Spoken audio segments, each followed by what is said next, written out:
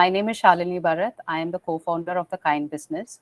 The Kind Business, what we're trying to do is help people adopt circular living through our three-pronged approach, Good which afternoon, is everyone. community, I think we action, can and finally network.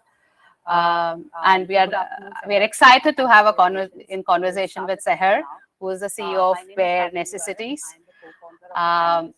Sahar, over to you. Why don't you introduce yourself, and then let's move on with our fireside chat.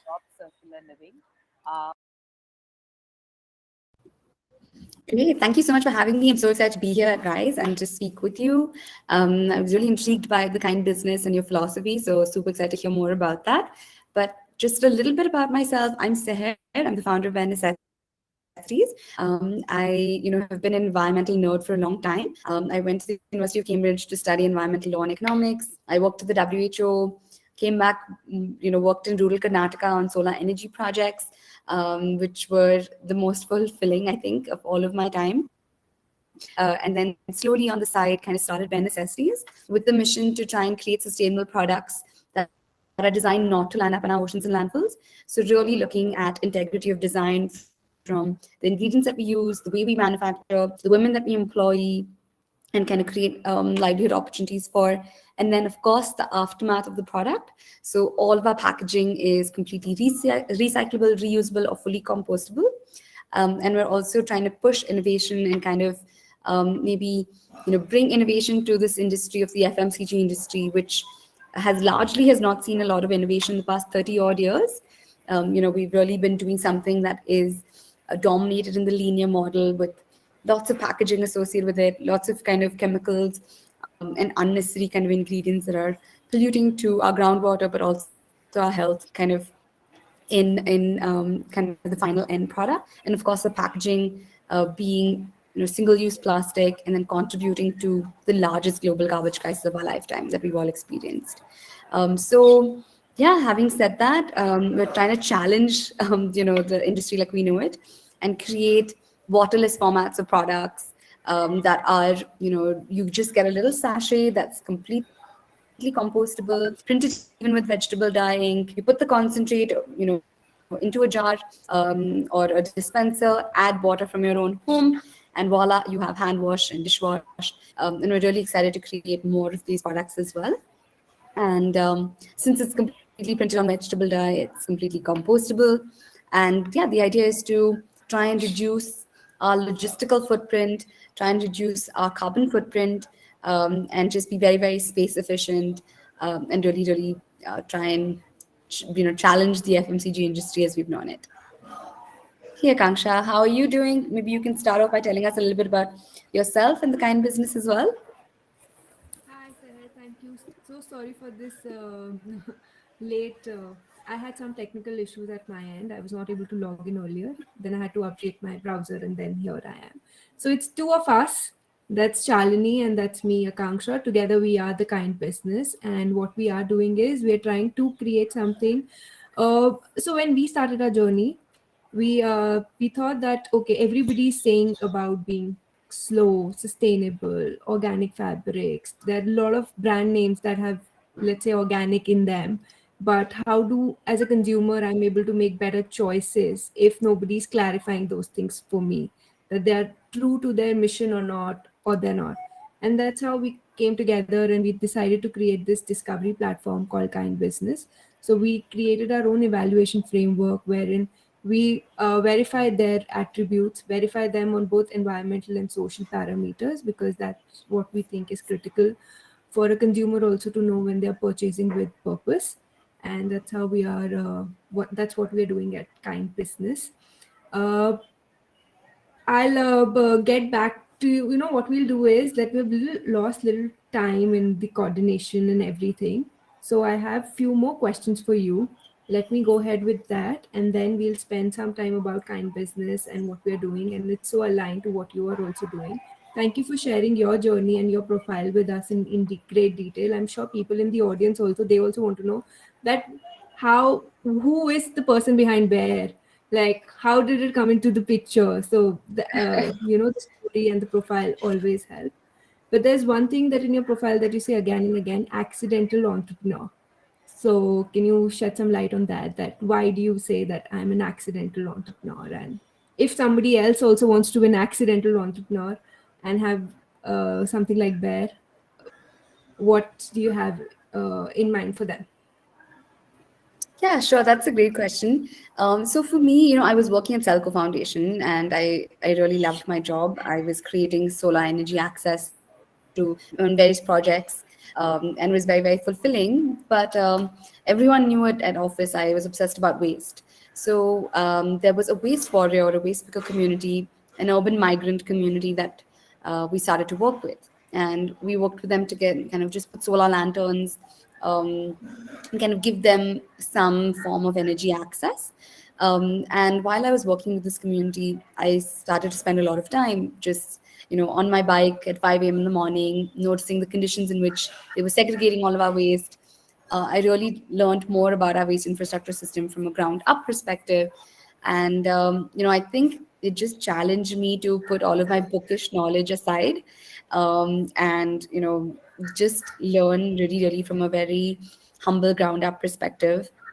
And yeah, I think my education really happened there, and I knew I wanted to be part of the solution and not part of the problem. And that's why I started to live a more low impact lifestyle. And slowly I was thinking, you know what, I think there are others who might want to consume more mindfully as well.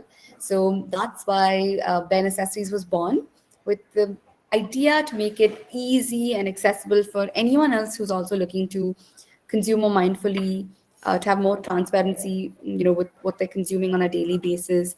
For those, especially the necessities. So, we're really looking at those products that we all use from the minute we wake up in the morning to the minute we sleep, how we brush our teeth, how we shower, how we wash our clothes and dishes. So we're not doing anything that's fancy or jewelry or cosmetics. It's really just the necessities, because arguably all of us need to wake up and brush our teeth. And yeah, that's how it began. Didn't plan to be an entrepreneur. Had never to hardly taken any courses around it. Actually, I don't think I took one business course offered in my university. So I was really on this journey to be like a PhD professor of sorts. So very, very different from what I landed up doing. And yeah, that's why I say I'm an accidental entrepreneur.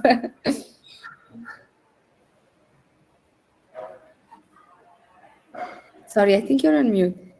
I didn't realize it. I'm so sorry. I'm No like, we're going worries. to take back the fact that we have to follow our curiosity and then we'll land up somewhere when we are following that from your journey, as in, and now that you're here. Now, very interesting, you were mentioning that you used to take out your bike and see how they're segregating waste. And there's this interesting thing that you have pointed again and again, that the garbage problem in India is an intersection of environmental, social, and health issues. So, if you want to shed some light about it, and people who want to get into this space, like, what do you want to tell them about this intersection? Yeah, I think I would say that the best time to work on the impact space in general is right here, right now, because there has never been more kind of environmental and social problems than exist today, especially environmental. I think we've never basically been on a planet where there's been more waste than right here, right now today, right? And that's why we are in the largest global garbage crisis of our lifetime. We know about the IPCC report; it's out. We know how many years we have to really truly act in order to keep 1.5 degrees Celsius under the temperature. So the science is here. It's undisputable, and it's up to us to be part of the solution. And so I think my one kind of advice to anyone who is thinking about it and like on the fence and like not so sure, I would just say just go for it. And the world needs you now more than ever. So I think that's my one piece of advice. And of course, what is the problem with waste, right? I think um, sometimes we think like, okay, someone will just clean it up and tomorrow it'll just be fine and it'll be a brand new day and it'll all be cleaned up. But when we say throw away, where is away? I think that's something that we should all really kind of like spend some time to sit on and ask ourselves, because we have an infinite planet and it is going somewhere, right? And when we think about it, it's often a social justice issue, because waste, which is not pretty, doesn't smell good, is disproportionately put into a neighborhood that is less powerful than ours. So whether that is globally in the world, for so many years, the developed nations have been sending and shipping their waste to developing countries like India, China, Malaysia, Taiwan, etc. And the same thing we're doing even in our own country, right? Where are incinerators or landfills located? Near low-income neighborhoods. And if you're in America, it might be in a black or Latino neighborhood.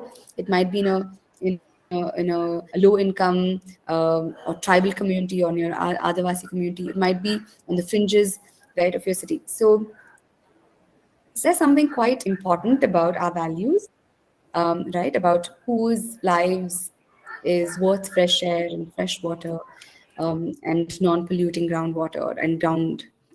So I think it just reveals a lot about human nature and what we value. And I think we need to fundamentally change that. And I think the best way to be part of that problem is to try and reduce our waste in the first place. So reduce it to as little as possible. So we aren't spending so much of our like money, municipality, or personal finance also on just collecting, cleaning, disposing, managing waste. And I think when living a low impact lifestyle, one can realize that life is more about experiences rather than stuff and rather than accumulating stuff. And that's kind of the gist of it, I guess. Lovely. I mean, absolute. It's important to reduce our waste and how we are looking at, accumulating versus enjoying experiences. But we briefly touched upon the issue of social justice. So now tell me why Bear is a social enterprise. Like, why do you, how it qualifies to be a social enterprise? Yeah, sure. That's a great question. One is, we've seen a lot of NGO models, right? And I basically, from my experience working on the field, I wanted to create a model that is showing you that it is possible to have environmental and economic incentives at the same time, and social incentives. So I wanted to kind of put this model upside down, that if you're creating any environmental or social impact, you have to be an NGO. I wanted to challenge that notion and create a business that shows you that you can do both, or you can do all three. And when you think about sustainability, it is people, planet, profit, right? It is all of those three P's. So I wanted to make sure we can create a business that's sustainable socially, environmentally, and economically. And we also create livelihood opportunities for local women. So a lot of the women in our manufacturing team, this is their first job. A lot of them, need some financial inclusion, so they've never had a bank account prior to this. They're building credit history, they're building credit worthiness. Um, a lot of them actually are learning English or computer skills on the side, upskilling themselves, supporting their families, etc. So that's one. We also made a commitment now to actually hire waste warriors, or formerly waste warriors, or kids of first generation of waste warriors. And we hired our first few, so which is very exciting. But the idea also, when I think about the waste management system in general, I think with mechanization, there will be obviously a reduction in manual scavenging, and also there is just generally a need to, create more dignified livelihood opportunities here. And that's why we created Bare Necessities with a social cause and social mission. Maybe Akanksha, you can tell us a little bit about your kind of framework. So I'll tell you a little bit about that. So what we have done is, both of us, when we started, it always starts with the problem, and our problem was that we want to make mindful choices, but we don't know whom to trust. And then there's also a trust deficit in terms of all the greenwashing and all the manipulations that we have seen. So we decided, okay, we are going to make a framework that works for micro, small, and medium enterprises, and it for us it's both environmental and social, so that becomes like a non-negotiable. And to create that, so I have spent some 4+ years in development sector policy, so there was a lot of field work involved. So when you're there in the field work, you see things firsthand, and on the side you're also doing research about things. About there are a lot of certification globally that are available, like fair trade, ecocert, or God certified cotton and everything. But then how do you get those? They're expensive. The documentation, the processes are too stringent. Like some of them are not even accessible for people with the right intent and what they are doing. So, keeping that as an inspiration, working on ground, merging the two. Okay, what things will look like for us, small, medium enterprise here in India with the social, with head and heart sensibilities. What are the sort of evidences that we can look for, that we can clarify? There are a lot of people that they don't like, they're doing everything, but they're not able to clarify their claims. So we are able to get into, because of that fieldwork, we are able to get into their daily operations, ask for XYZ evidence, do a lot of physical verification, as it visit them personally also, to come up with a comprehensive understanding. Okay, when they say that they are zero waste, what aspect is zero waste? Or when they say that they are working with marginalized communities, what sort of communities are there? So we have divided, and then the entire thing is divided into different aspects. There's the impact on environment, where is the sourcing happening, how are they producing it, impact on the ethics, also is the transparency, and then the people, that local employment opportunities, what are they doing in terms of let's say they're setting up something, they're dying, are they doing something about the groundwater also, if they're taking the water in that area, what are they doing, waste management in those areas, at least in their premises. So that's how we keeping all those sensibilities in place, we created this framework called the kind logic, which is both about environmental and social sensibilities. But thank you for asking, because as we're a budding, we are launching ourselves. It means a lot that brands like you are showing interest and asking us, okay, why are we doing, because and what are we doing? So thank you, this helps. No, um, definitely. That's really important and needed. I think there's a huge gap in the ecosystem for that. So I'm so glad you're doing that. We just got PETA certified, which again, which is exciting. And then we've been doing the B Corp certification, and actually we're in progress still. But there's so much kind of backlog as well, that it's been almost a 2-year journey. So I totally can relate to the time and the effort, and that it might take for small businesses that don't have bandwidth to go ahead and do those huge international certifications. So I totally understand the pain points, and I'm so glad you're doing what you're doing. Thank you. Thank you. What are you most excited about at Bear? Like, what is the future for you? For you Um, and I, Bear? yeah, I'm most excited, I think, by our new formats of products. They are, when we first started Bare Necessities, we were the first to sell bamboo toothbrushes in India. And, over the past few years, there's been a mushrooming of amazing small businesses creating impact and creating sustainable products and alternatives, which is honestly so exciting for me. When people ask me like, oh, like there's so much competition now, like how do you feel bad about it, etc. And my answer is always no. I'm actually very excited that there are so many amazing businesses creating solutions, because they're more localized. If suppose I live in Goa, I can source from the zero waste company that exists in Goa with a minimal footprint, right? And my mission and vision really is for less plastic to end up in our oceans and landfills. So if the mission is solved by virtue of you consuming their product or someone else's, it's totally fine. So I think that's my kind of mindset. But what I'm excited for Bare Necessities in the next few years is really to challenge ourselves and the format of products. And I think, I mentioned a little bit when we got started, but the bottleless formats of products is something that I'm most excited about, because I think it can be a complete game changer. It really does reduce your logistic costs. It reduces your footprint. It basically saves on carbon dioxide emissions by 80 to 90%, because you're not shipping huge, bulky plastic with lots of liquids across the country. So I think it makes a lot of sense. And I think I'm most excited about that. And to see also the receptiveness.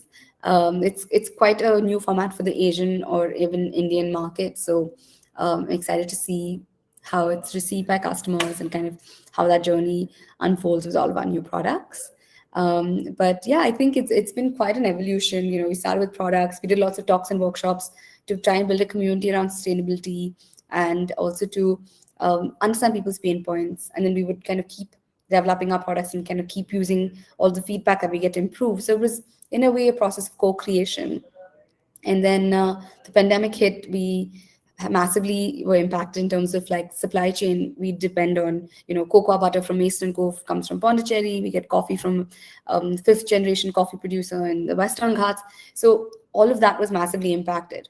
But we had a lot of knowledge, so we created online courses around sustainability because that was something that we could do, and we also wanted to do that in order to make sure we have some sort of revenue coming in, so we didn't have to fire anyone actually.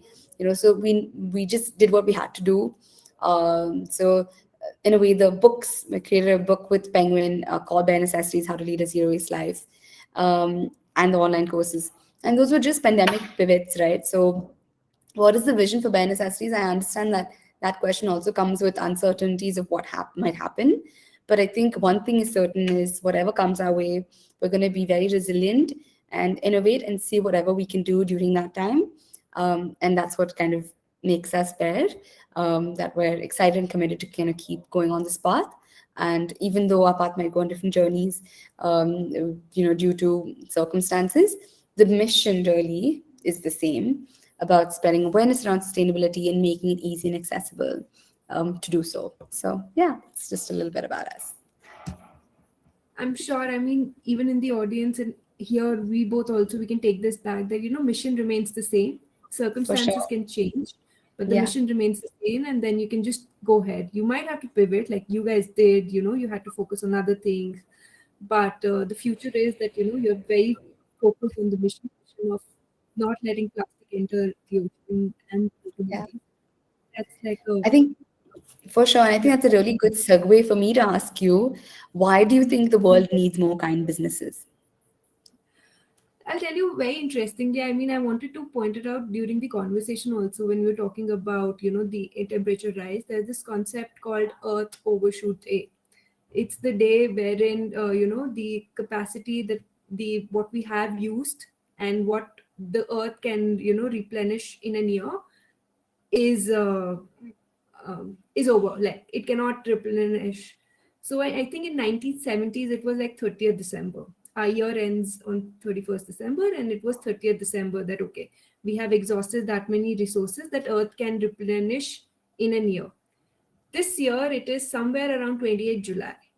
So you can imagine how much unkind in a way we have been to our own Mother Earth and natural resources that are available, that we are extracting too much and not even giving it time to regenerate. So there's obviously we need more businesses that are kind to the planet, and at the same time, why not kind to the people also? I remember as an MBA student, there were a lot of these studies that you used to do, like business case studies, like cheap labor, go to this country, move your plant to this. But what is this cheap labor? Can we like not start looking at it as a business advantage and start looking at them as people and human beings? And like you also mentioned that, who gets cleaner air, who gets better access to services, who are we to decide that? And then we have these so many, let's say for example, let's pick fast fashion. There's sweatshops, inhuman conditions, nothing like, no sort of protection in terms of, in COVID also we saw that so many people were not really taking, they backtracked their orders, they were not taking in, and those people were left uh in alert, like they had nowhere to go, no sort of protection. So it is high time that we become like, little conscious and start saying that there is the time for being kind to the planet and people together, and that's why there's this more need for kind businesses. I love that. I love that so much. In a way, what the world needs the most is kind businesses, kind people. And I think that goes through so many ways, right? To be compassionate to ourselves, to others, also to our planet. So it goes in so many ways. And I totally respect that. And I love the mission, and I love what you're building, and excited to see what kind business does even in the future. Thank you for your good wishes. But before we end this program, I just have like one last question for you before we end this session.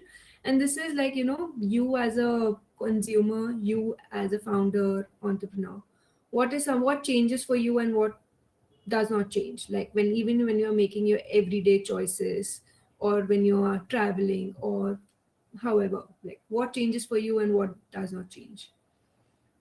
I think the core is always the same. The way I am at Sahar at Bare Necessities or Sahar in my personal life, the values around sustainability and trying to be conscious and be compassionate, all of that kind of remains the same. And I think that's the guiding principle in my personal and professional life. Um, yeah, I think that's a tough question. But I would say largely, I think for me, being authentic to myself and to who I am means having the same values in the professional and the personal world as well. I hope that helps answer your question. Lovely. I'm just thinking that, even if you're in the audience and if you're here, when I'm listening to this conversation, there are no two sides. Like we had this thing in, you go to your job, you come back, and then you have a different life altogether. But now, when you are doing something which is passion driven, which is mission driven, both of these halves come together to actually create that. So that's lovely that, when you say that it's the same for you. And maybe if we were in that mindset that, okay, you do your 9 to 5 and then you come back and be a different person, that doesn't generally happen. It has to be, you know the two have to mix together to be this. Did I get it right? Yeah, definitely. I love that. That was perfect. So, Great.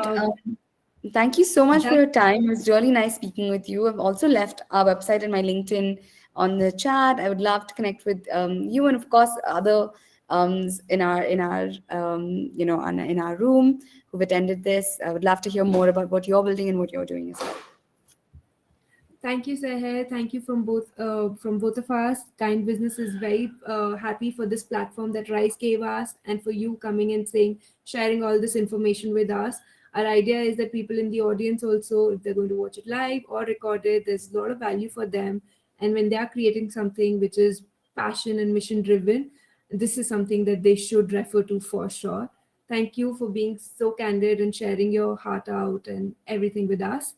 Uh, Thank you so much.